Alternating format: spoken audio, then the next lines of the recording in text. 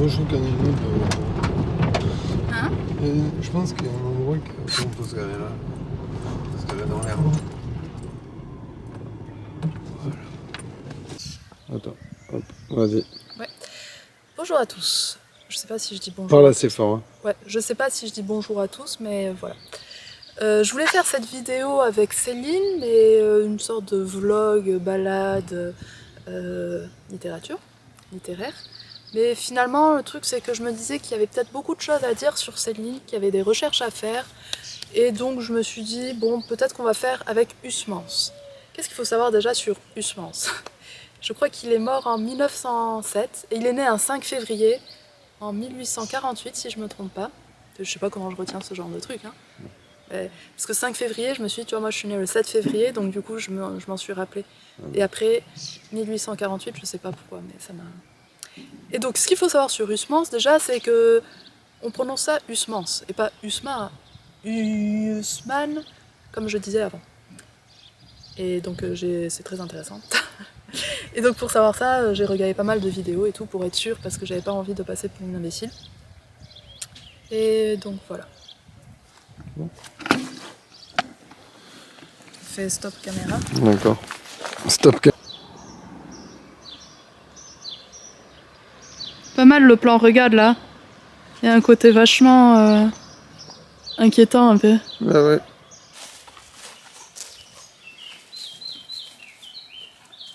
C'est ici, très exactement sous ce tilleul, qu'est né Joris Karl Huysmans en 1848, le 5 février. Et c'est aussi ici où il s'est marié et ici où il est mort. C'est un magnifique tilleul. Il faut savoir que le tilleul est bon pour le transit, mais aussi pour les nerfs. Et Joris Karl Huysmans était, comme on appelait à l'époque, quelqu'un de névrosé, névrotique. Et c'est ce qu'on va mentionner là par rapport au féminin, parce qu'il a un problème avec le féminin. Donc j'ai lu le roman Emménage de Huysmans, qui parle de deux personnes, de deux hommes, qui va mettre en parallèle deux vies masculines. D'un côté Cyprien, qui est peintre, et qui lui refuse de se marier, qui refuse de s'engager avec une femme, et de l'autre côté, André, qui lui était marié avec Berthe, mais un soir où il rentre plus tôt, il la surprend avec un homme dans son lit. Et de là va découler une séparation, et de là va découler des atermoiements, mais aussi sa manière de voir et d'envisager la vie, d'envisager la conjugalité. Il va traverser ce que Huysmans appelle des crises juponnières, c'est-à-dire des moments où il a envie d'affectivité, on va dire, ou de sexualité. Et il va essayer de combler cela, soit en allant avec des prostituées, soit en ayant une maîtresse, une ancienne maîtresse qui s'appelle Jeanne, et finalement va retourner avec sa femme. Et le livre termine sur une note douce amère parce qu'on comprend que le mariage symbolise pour Huysmans pas seulement la fin de la liberté de l'homme, peut-être quand même beaucoup, mais aussi une sorte d'entrée dans une vie petite bourgeoise. Petite bourgeoise, je sais pas si on dit comme ça. Bref, dans un...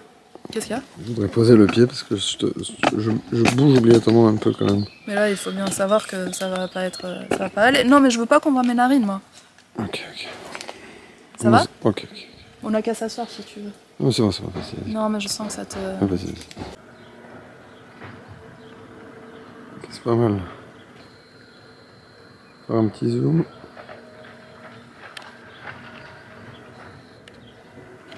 Ok. Et donc, qu'est-ce qu'on peut retenir de ce roman? C'est que Huysmans, en fait, a d'abord été plutôt proche des naturalistes, et après, c'est plutôt tourné vers le symbolisme. Mais ce que je retrouve dans ce livre, c'est vraiment le côté gras, le côté organique du naturalisme, dans les descriptions, dans le choix des adjectifs, dans le choix de... que ce soit le corps de la femme, que ce soit la nourriture, que ce soit le travail, il y a vraiment quelque chose qui est vraiment réaliste, qui est vivant, qui est gras, ouais, c'est ça que je dis, qui déborde un peu. Et que donc, pour ça, moi je trouve que c'est un bon roman. Ensuite, je veux pas que ça paraisse anachronique de dire oui, c'est un gros misogyne et tout, mais quand même c'est un gros misogyne et tout. C'est-à-dire que il y a un côté, en fait, qui est même pas une misogynie qui pourrait, comme Houellebecq, même si Huysmans a été une des inspirations de Houellebecq pour son roman Soumission, parce que François est un spécialiste de Huysmans. Et donc quand on lit ce roman, on se dit, bon, c'est pas par hasard, quoi. Le côté crise juponnière me fait penser au côté, dans le roman de Houellebecq, il parlait de la femme pot-au-feu. Et donc il y a vraiment ça, le côté la femme est là pour servir l'homme dans le sens domestique du terme, pour lui faire à manger, pour remplir les besoins sexuels, et ne pas trop l'emmerder. En fait, c'est ça, on comprend que la femme, chez Huysmans, c'est ça, il faut pas qu'elle emmerde trop l'homme. Or, Berthe, on comprend en fait que ce n'est pas seulement le fait qu'elle l'ait trompé qui dérange le personnage de Cyprien par rapport à André ou André lui-même, mais aussi le fait qu'elle était en concurrence avec les amitiés ou avec ce qui aurait pu engager André d'une autre manière, que ce soit l'amitié, donc l'art, ou on le saura plus tard, la religion avec Huysmans, puisqu'il s'est converti un peu plus tard dans sa vie au catholicisme, et pour devenir assez mystique. Donc, la femme n'est pas seulement vue d'une manière rétrograde, enfin d'une manière avilissante ou rabaissante, elle est en fait en concurrence avec les autres besoins de l'homme. Elle est un besoin parmi d'autres besoins. Et ça, on le voit dans le fait qu'au début, quand Cyprien apprend le fait qu'ils se sont séparés avec André et Berthe se sont séparés, il va être assez content parce que justement, elle était là à faire la gueule ou ce genre de truc lors de leur repas ensemble, et que, par conséquent, il sent que le champ, la voie est vide, que maintenant l'amitié va pouvoir être vraiment masculine. Et donc, moi, ça m'a fait réfléchir au fait que, souvent, j'ai remarqué qu'il y avait 3 types de misogynie.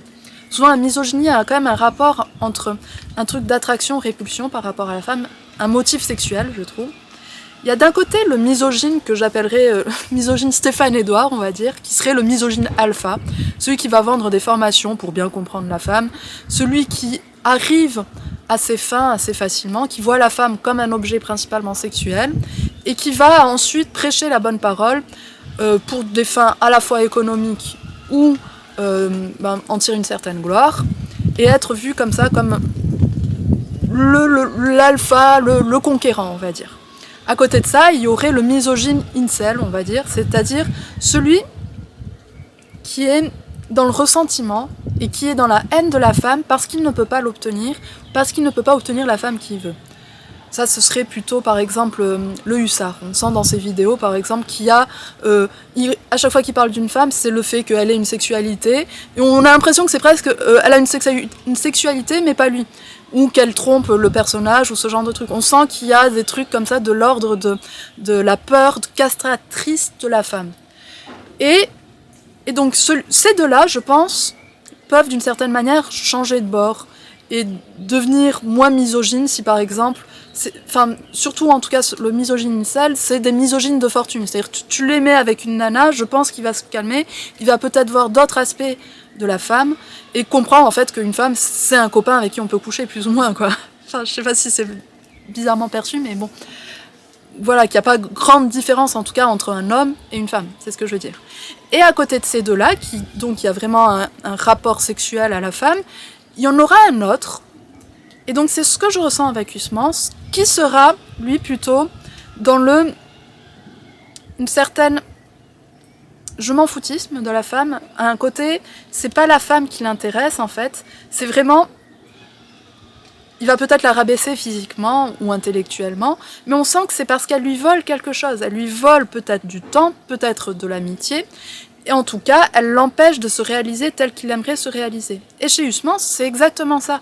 On voit que quand les deux amis sont en ménage et se rencontrent vers la fin du livre, ils sont des hommes diminués. Ils sont des hommes qui sont dans une conjugalité qui est triste, qui est bourgeoise, ils ne sont plus ces hommes libres, ces hommes artistes qu'ils ont été. Maintenant, ils ont... c'est un côté alimentaire quand même, conjugalité alimentaire. Et voilà. Et donc, je pense que ce type-là de misogyne sera plus difficile peut-être à changer ou à retourner, parce qu'il y a quelque chose de profondément anti-féminin quand même, qui peut bien sûr avoir aussi un motif sexuel. D'ailleurs, j'ai fait des recherches sur Huysmans. On voit que c'est une déception à la fois de la mère, à la fois de la femme, parce qu'il avait une maîtresse quand il était jeune qui l'a déçu, apparemment un côté pansexuel aussi, un côté aussi tentation homosexuelle, qui fait qu'il y a tout ça, qui fait que la femme est diabolisée. Mais je pense qu'il y a aussi un côté par rapport au naturalisme, parce que quand on y pense, Zola a aussi un petit côté apeuré de la femme. On le voit dans Nana par exemple. Je crois que c'est peut-être le rapport au corps, le rapport à la chair. Il y a un côté à la fois riche, comme je dis, mais à la fois vraiment qui montre la saleté de l'humanité. Et Huysmans, en plus, on peut opposer ça à sa crise mystique, comme on va dire, qui est quelque chose, vraiment une sorte d'absolu. Et la femme rappelle qu'on fait partie du monde, qu'on fait partie d'une trivialité, qu'on fait partie d'un corps, de la chair, de l'ici-bas, qui va être en opposition avec le là-haut. Donc je pense qu'il y a aussi de ça qui se joue chez Huysmans.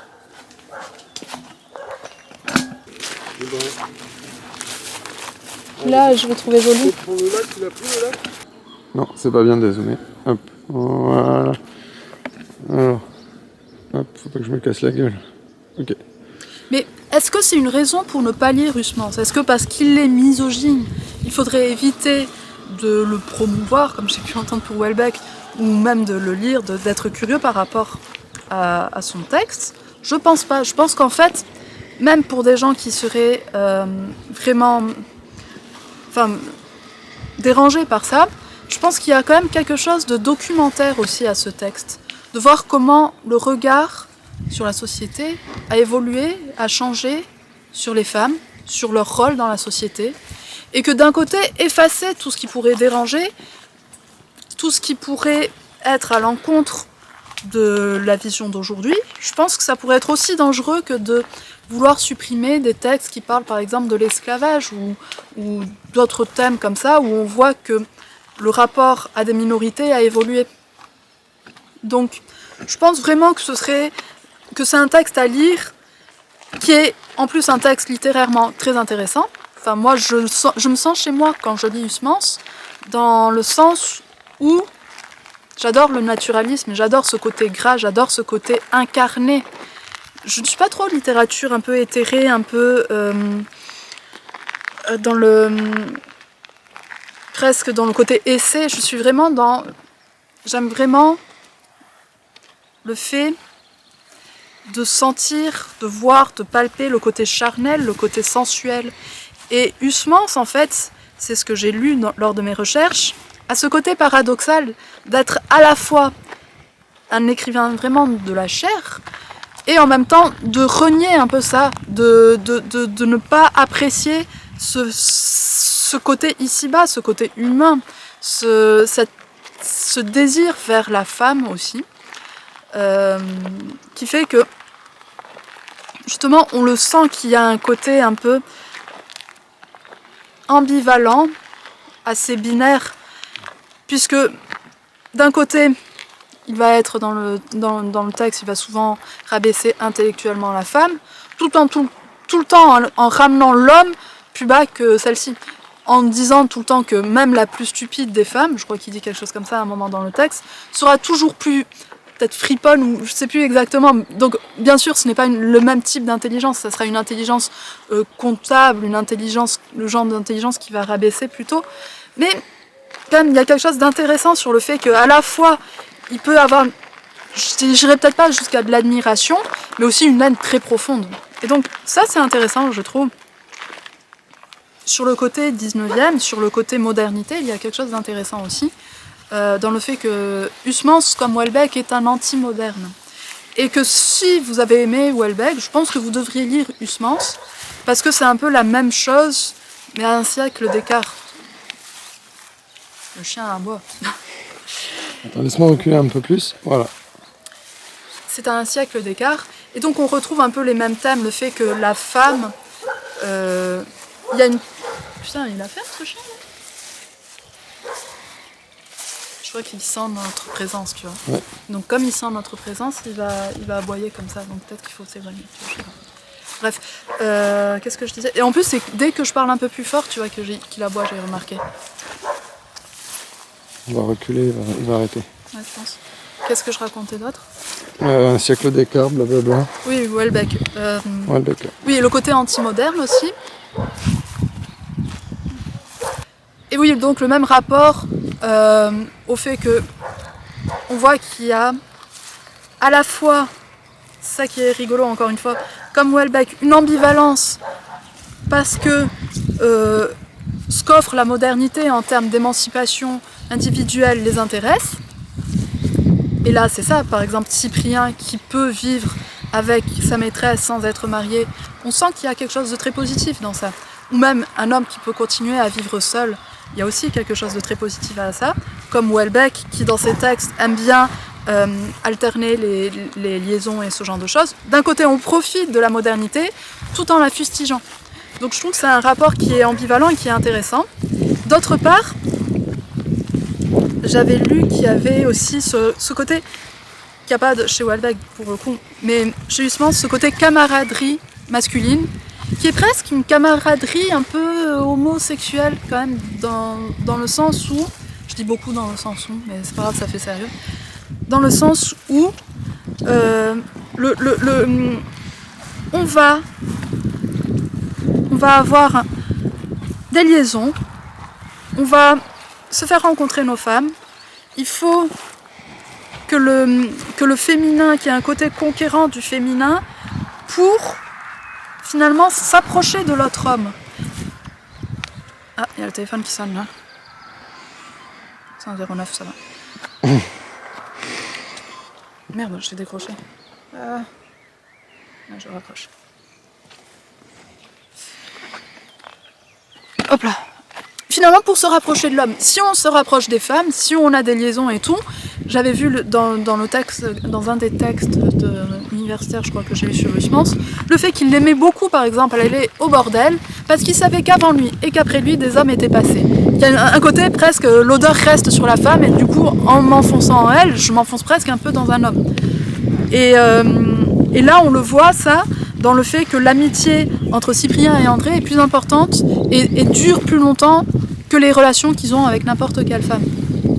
Donc je trouve que même si on n'est pas du tout, il faut toujours préciser, j'ai l'impression, puisque apparemment on me fait souvent le reproche de promouvoir des textes qui ne sont pas, qui vont pas dans l'air du temps, etc.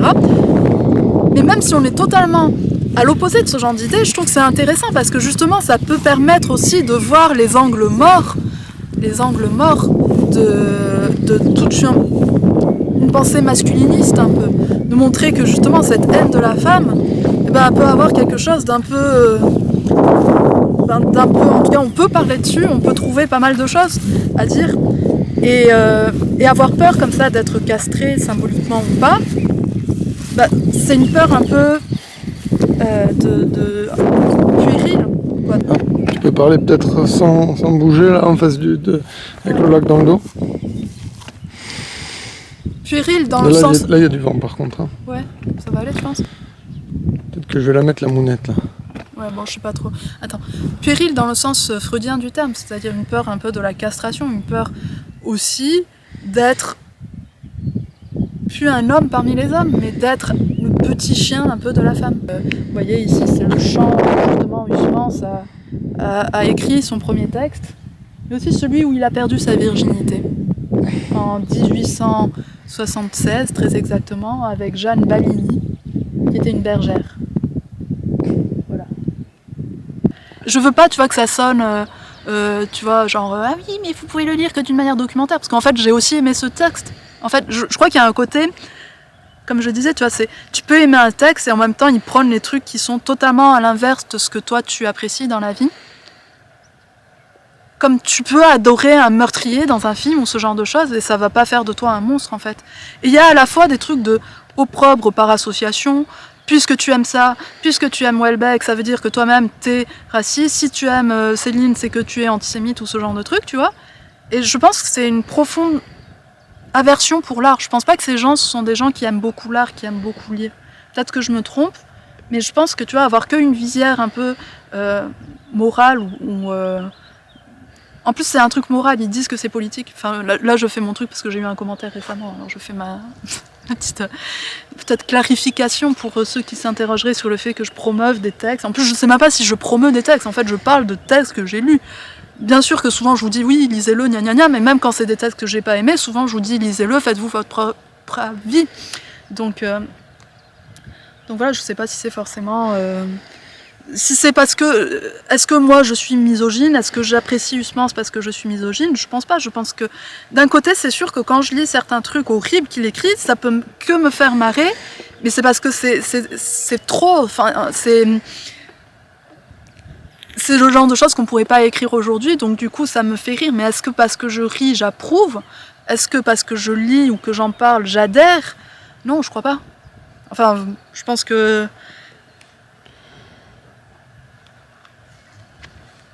en plus, on m'a dit en plus que peut-être que je parlais pas assez de voix silencieuses, etc.